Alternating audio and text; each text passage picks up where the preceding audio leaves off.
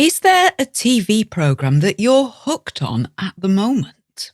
In the UK, so many people are watching the same TV programme, The Traitors. It's unusual in this era of Netflix and Apple TV, but lots of people are watching the same thing at the same time. And conversations about this TV programme are happening all over the place. At work, in the pub, over family meals. So The Traitors is a show or programme on the BBC, on the main national television in the UK. And even the serious newspapers are writing about this programme, The Traitors. Even psychologists are analysing it. Let's look today about why we love it and the psychology of it. And of course, while I'm doing that, you're getting interesting English language listening, which you can use to understand and practice on. I wish I'd had something like this when I was learning languages at school. And to help more people find us, don't forget to like our podcasts on YouTube, on Spotify, even subscribe or follow wherever you listen. It really helps Adept English continue. So let me explain the TV programme The Traitors a little. That's Traitors, Traitors. And it's based on the Dutch TV programme De Verraders. This was first shown in November 2022. And it's become a global success, inspiring lots of spin-off programs and drawing audiences across Europe and America and beyond. If you haven't seen The Traitors, this is how it works. It's a bit like the game of Cluedo. That's called Clue in the US, apparently. But anyway, in The Traitors, a group of people come together in a Scottish castle. Right at the start, they're each told whether they are faithfuls or traitors, and no one else but them knows. So most people are faithfuls, and their goal is to find and remove the hidden traitors in the group. The word traitor in English, Traitor, means a person who betrays trust, who tells lies, who's doing bad things. In contrast, the word faithful means a person who you can trust, who doesn't lie. So the people in the game on The Traitors have to play the role they're given. Each night, the traitors meet in secret and choose one faithful to murder. That means removing the person from the game. And during the day, everyone meets for activities, usually competitions, but designed to give people opportunity to see how others behave. They also have big discussions about who's a traitor, and they have round table meetings where they discuss and vote out the next person that they think is a traitor. And guess what? They get it wrong most of the time.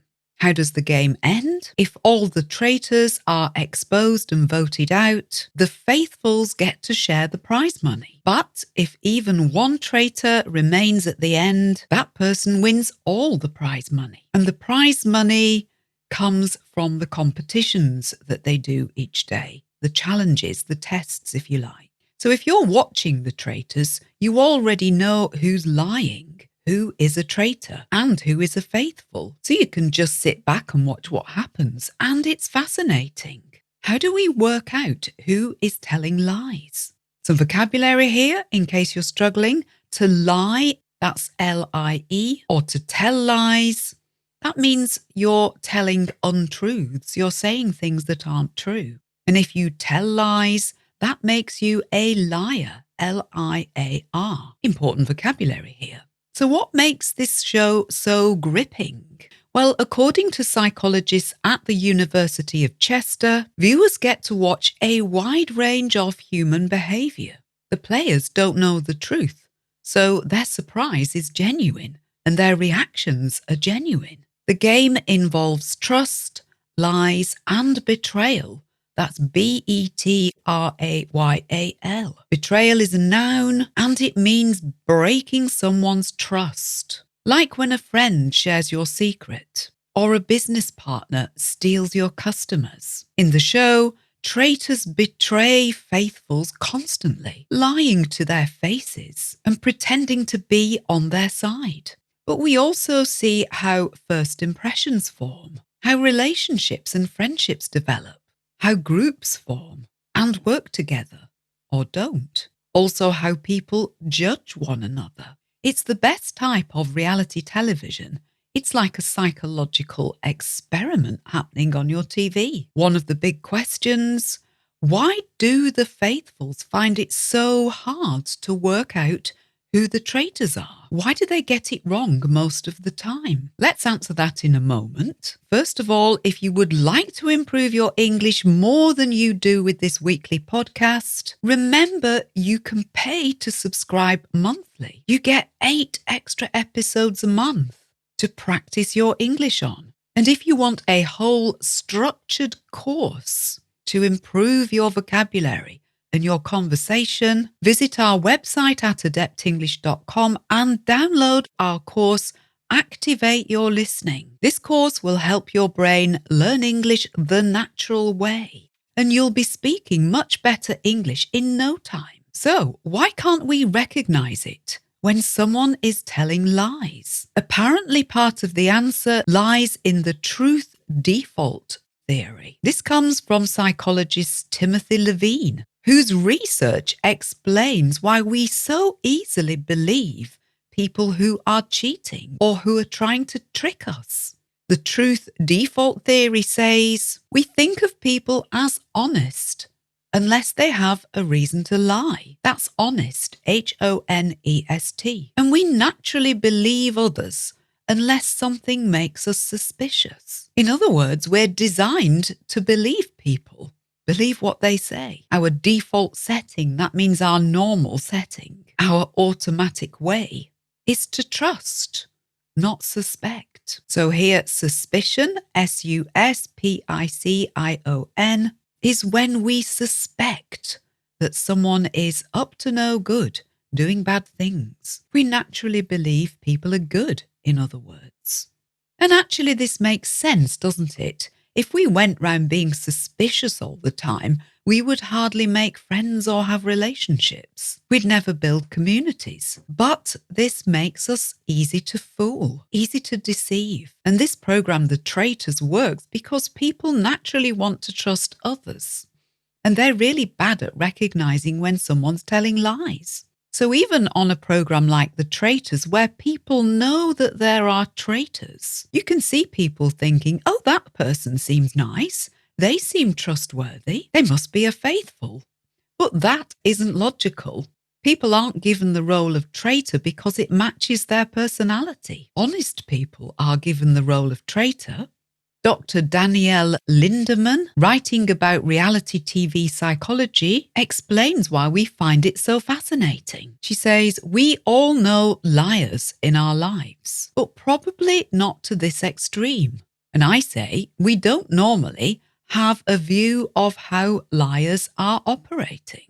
We don't know at the time that they're telling lies. But here in this reality TV program, we can see people lying right in front of us. And the traitors are ordinary people, but most of them are really good at being traitors. And there are so many psychologists commenting. Another one, Brendan Rooney from University College Dublin, explains an important idea.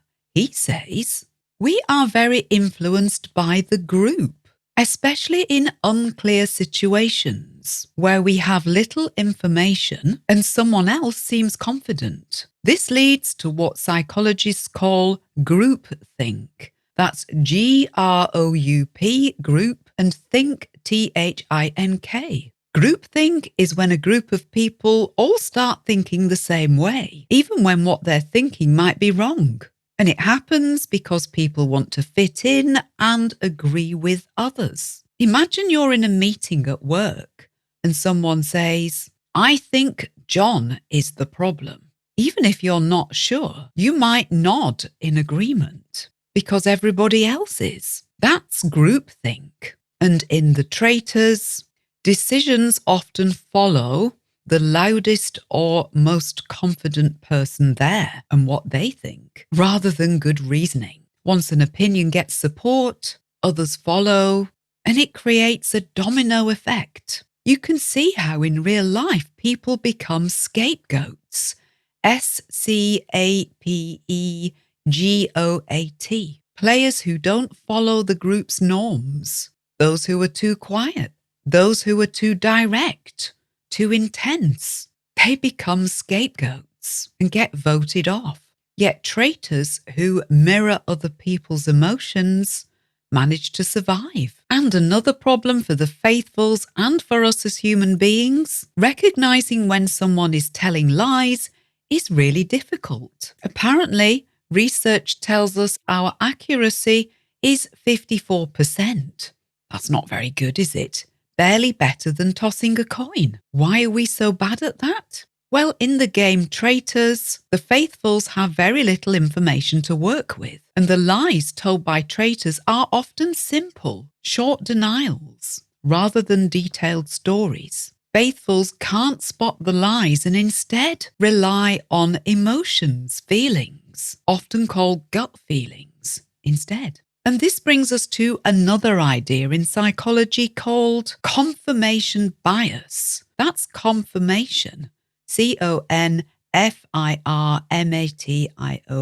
and bias, BIAS. This is when you see what you expect to see, whether it's there or not. The players start with very little information about each other and make decisions based on tiny details. But once they've decided that someone is suspicious, they notice everything that confirms that belief and they ignore everything that contradicts it or goes against it. It's hard for human beings to remain neutral, unbiased. It's what we naturally do. So actually, who succeeds as a traitor? Well, in the Traitors, everybody lies, but some people do it better than others. Success lies in calmness, staying calm. People who can lie without panic, without looking nervous, or over-explaining, or becoming defensive. They're the ones who do best. One of the obvious indicators is over-explaining when you're telling a lie. Think about taking a sick day from work and you're not actually ill.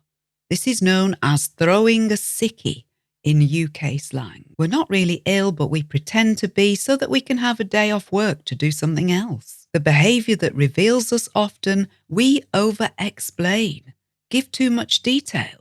We don't just give one reason why we can't come into work. We give several. I'm ill. I've got a terrible sore throat and I think my stomach's upset and everyone else in the house is ill as well. Oh, and the car's broken down and the dog needs taking to the vet.